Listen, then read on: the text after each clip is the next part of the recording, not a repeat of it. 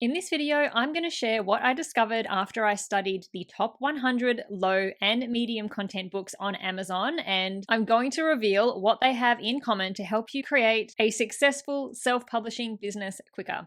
Hi, I'm Caroline, and every single week I share videos all about self-publishing books, and you're watching one of them right now, so thank you so much for taking time out of your day to join me here. It is no secret that, in my opinion, self-publishing books on the Amazon KDP platform is one of the best online businesses that you can start. It is accessible to everyone, and you can get started with very little experience or money to invest. And there is a really big potential to be able to make a successful business that has really unlimited earning potential. There are a lot of people who have done just that. They have built self-publishing businesses that are making thousands and thousands of dollars every month. But the reality is there are also people who publish books using the Amazon platform and don't make any money. So what makes the difference between those books that do sell and the books that don't? Why do some people see massive success with self-publishing and others don't? What if you could skip all the trial and error and know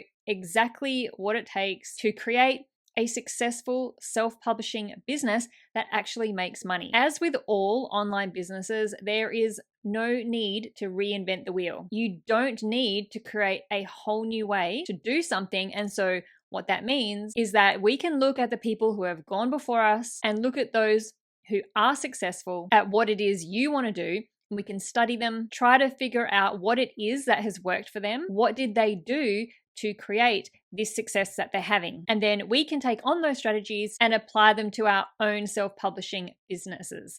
There are tried and tested ways to create a successful self-publishing business. So why not make things a little easier on ourselves and take the path of least resistance? Follow the strategies that we know work for other people and use them to our advantage. Now, if you are someone who likes to try new things, who likes to experiment, maybe you like to forge your own path and find your own unique way to do things, and you really enjoy doing that, then that is great. And you can still find success with self-publishing, doing your own thing in your own unique way. I'm not saying that what we're going to talk about in this video is the only way to do it, or that you will not have a successful self-publishing business if you don't do all these things that we're about to talk about. But if you are someone who would rather skip experimentation and trial and error, and you just want to know what the strategies are that are most likely to sell your books, then let's get into it. I spend a lot of time on Amazon looking at books, looking at different brands, and in particular, the best-selling books in different niches, to look at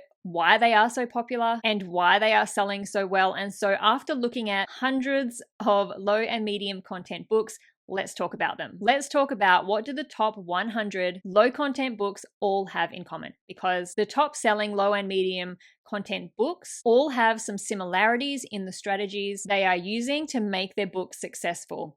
First of all, they are all in big popular niches. Some would call these niches oversaturated, meaning there is too much competition already. There are already too many books, and there is no way anybody new can make any money. But what the top selling self-publishers know is that these big popular niches are where the customers are. It's where the demand is. And I'm talking about niches like coloring books, activity books, children's picture books, which I know are not low content books, but they are not high content books either. Also journals, puzzle books, and kids educational activity books or workbooks. These are some of the most popular niches to publish books in on Amazon, but the potential to make money in these niches is huge. The top selling coloring books are making tens of thousands of dollars every single month. Take Coco for example. This is the most popular coloring book brand on Amazon right now and has multiple coloring books in the top 100 of all books on Amazon.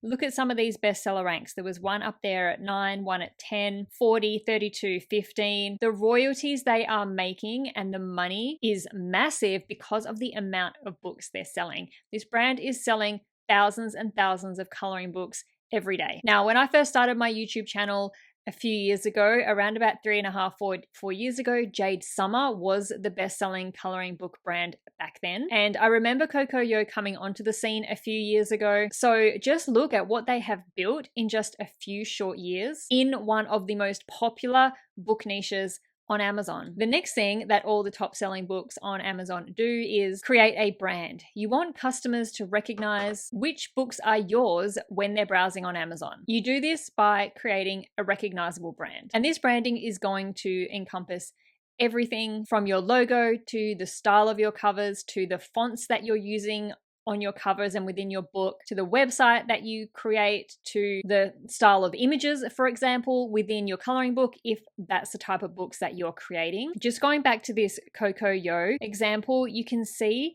that the covers of all their books have a very similar style. They're using the same fonts for the title. They've got their little logo at the top, and you can very easily pick out which of these books are the Coco Yo books and which are not. Another example is this self-publisher, Sujatha Lalgudi. I probably said that completely wrong, but she publishes a range of kids' educational workbooks, and just look at her branding. She uses the same colors, the same fonts, the same style on her covers, so that if customers purchase one of her books and loves it, the next time that they are browsing on Amazon, that branding is going to be more recognizable to the customer. It's going to immediately catch the customer's attention because they're used to it and they already like, know, and trust this book and this brand from their previous purchase, so they are more likely to pick up more of these books. It all comes down to creating a connection with the customer and building that know, like, and trust factor. Imagine if an Amazon customer is looking for a bunch of different educational workbooks for their child, and they come across your brand and they see that you have a whole suite of books in that niche, and they can tell which books are yours and which books are all related because of your branding. It would make them think,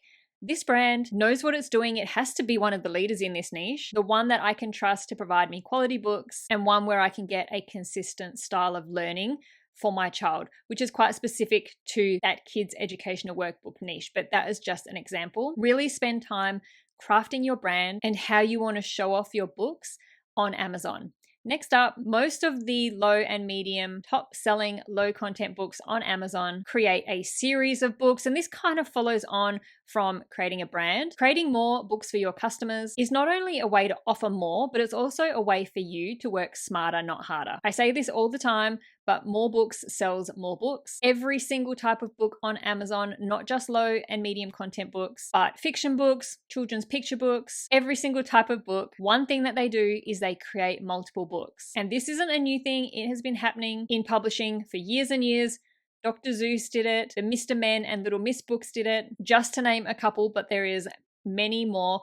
Most books or brands or people that publish books, whether as a self-publisher or through a traditional publisher, all do it, and there is a very good reason for it. It is so much easier to sell books to someone who already knows your books or brand, they've already bought them before, than it is to try to sell one book to a brand new customer who has never heard of you or your books before. If someone buys your book and loves it, it is going to be so much easier to sell them another one because again, they know, like, and trust your books and that they are going to love any of the other books that you have. Create more books for customers who already like you and your books. Focus on creating more books that are in the same or in related niches to each other to capitalize on getting repeat customers. Also, in terms of Amazon KDP features, you do get cool little extra sales features if you do create a series that you do not get access to if you don't have a series, like extra little links like this one where customers can go and see all the books in your series and not be distracted by other people's books, like can happen when they are just scrolling through the search results. So this page has no other books other than the books that are in this series. Now, the next thing that all these top selling books do is they actively promote their books. The way that they do promote their books is different and can vary across the different self-publishers or the different books and brands. But at the end of the day, they are all doing something to market and promote their books. There's this perception with selling on Amazon, and that is all you need to do is create and publish a book and then you are done. Sit back, the money rolls in. Amazon sells your book for you. But as nice as that sounds, unfortunately, that is just not the case. You do have to do something, especially when you have just newly published a book, to help kickstart sales. And that could simply be setting up Amazon ads and running ads to get more customers. A lot of self-published books that are the top selling books on Amazon, and here we're talking about low content and medium content books just use Amazon ads and nothing else to promote their books. Other self-publishers will build up an email list so that they have a group of people who are interested in their books or the topic of their books to be able to notify them when they have new books available, new books that are being published, so that hopefully those people will go straight to Amazon and buy that book as soon as it's available. Other people build up social media followings, particularly on TikTok, and use those platforms to generate interest in their books. In terms of low content books or medium content books, this is particularly beneficial for coloring books. We have seen a lot of coloring books in this last year or so